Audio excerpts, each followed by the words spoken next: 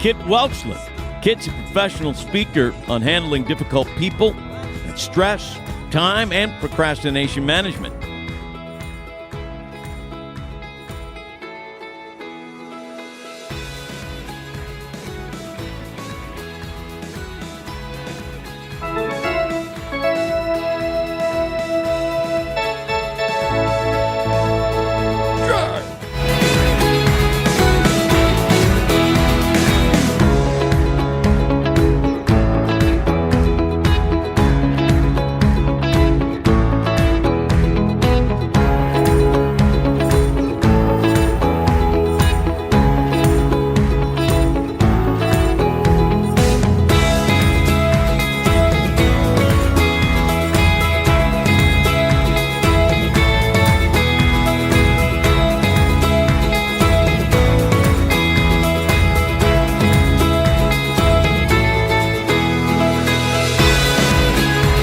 Just wanted to give you a little insight on my pre-event routine. I arrived at the event early this morning, but last night when I came to town, I made sure I texted the meeting planner to let them know I was there and I would be there first thing in the morning. We've checked the sound, we've checked the AV, we've checked the lighting, and we also discussed the objectives for the meeting today. It's going to be a great event. Kit was fantastic. Broke it down for us and thoroughly enjoyed it. The points that he made, I think it's helpful. And I'm going to go back to it every day for the next 4 days and read my page. That's hilarious. Hysterical. I love Kit. Yeah. Not just an entertaining show, but actually gave just a ton of practical advice too. So it's brilliant when you can throw in practical application mixed inside of a lot of entertainment and just keep people's focus.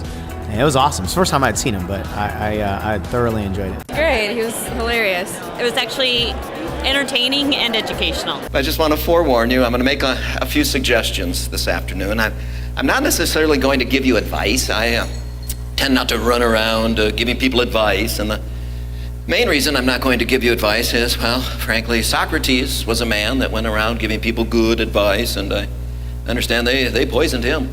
So I was going to join you for lunch today, so I wasn't going to take any risks. Leadership is positional, but I also think it's personal. And he dedicated a chapter to this list called the 6 criteria of personal credibility. The 6 things we need to put in place to start our work relationships out most effectively. Now, they're in no particular order. According to his research, if you're lacking any one of these qualities, you're lacking credibility. 5 out of 6 really doesn't cut it. 4 out of 6, that's even worse. Take a look at that list. First one on that list is to consistently appear warm and friendly. What's the out-of-pocket expense of appearing warm and friendly? Nothing. It's free. I have no idea what it costs us if we're not. It's one of the 6 criteria of being credible as a human being. Key word on that one is consistently, because I don't know if you've ever worked with difficult people.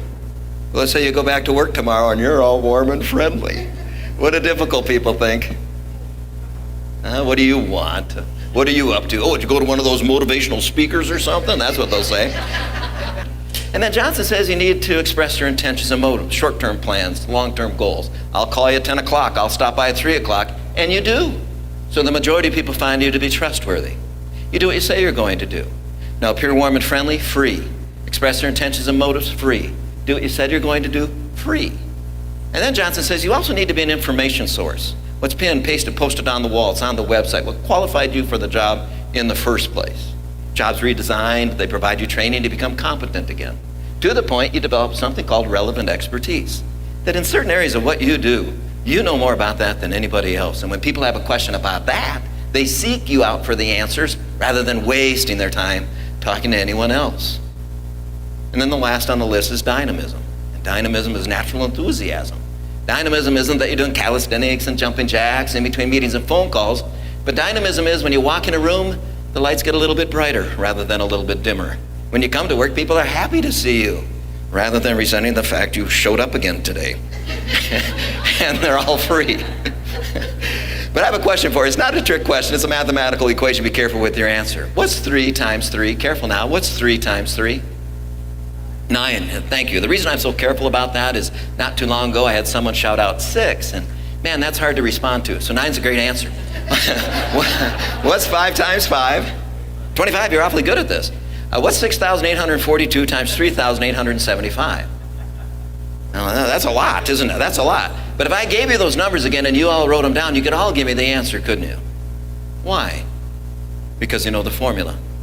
I bet 56 years on this. That's the formula. It's 3 times 3, it's 5 times 5. What I've noticed over the last 35 years, it's also 6,842 times 3,875. You take a look at somebody that's suffering or stumbling in their career right now, 1 or 2 of those missing. And if they could just put that in place, it'd be a lot easier for them and a lot easier for us having to work with them. And they're all free. So that's what we call professional presence. But it's based on perception.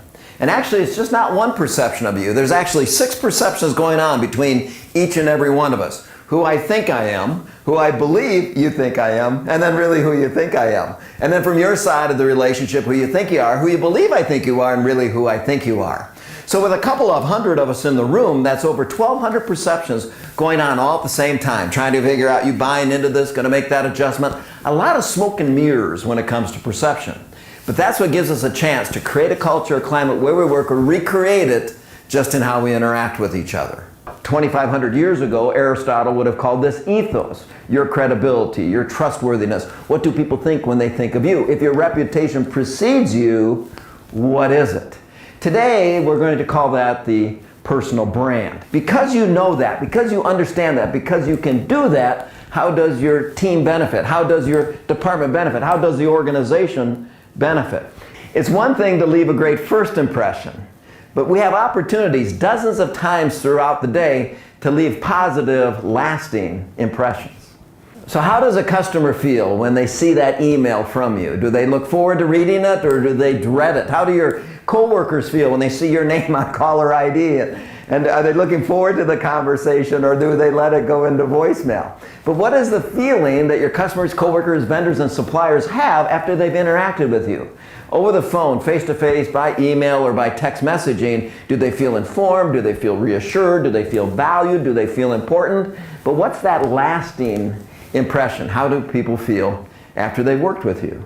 Are you peppy? Are you positive? Are you realistic? Are you practical? Are you a pessimist? But what's your personality like day after day, week after week, month after month, year after year?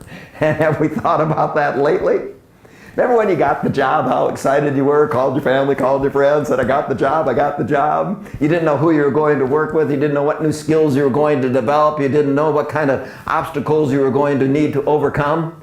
Now today, we're reluctant to go to work. We're hesitant because there's some changes in the structure, changes in technologies or processes. You know what? We should be just as excited about going to work today as we were the first day, because we have so many more resources available to us. You know who to call, who's got your back, who has that information, that sits on that committee that can help you and your team reach their goals. If I was an actor, I'd get paid to play a role. Guess what? At work, we get paid to play a role. Let's say I didn't make my living giving speeches and seminars, but let's say I made my living as an actor. And let's say this was a Shakespearean play, and I'm an actor in that play, but I don't want to do it today. I don't want to put on the little booties. I don't want to put on the tights. I don't want to put on the frilly shirt. I don't want to bound across stage. You've got $50 tied up in your ticket, and I'm on stage doing this.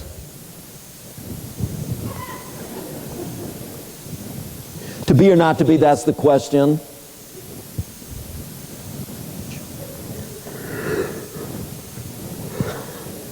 Where art thou? Would you feel like you got your money's worth? No, you demand your money back. If I was an actor, I get paid to play a role. Guess what? At work, you get paid to play a role. You know all the characters. Just giving you all your lines, all your stage directions. Now all you have to do is play your part.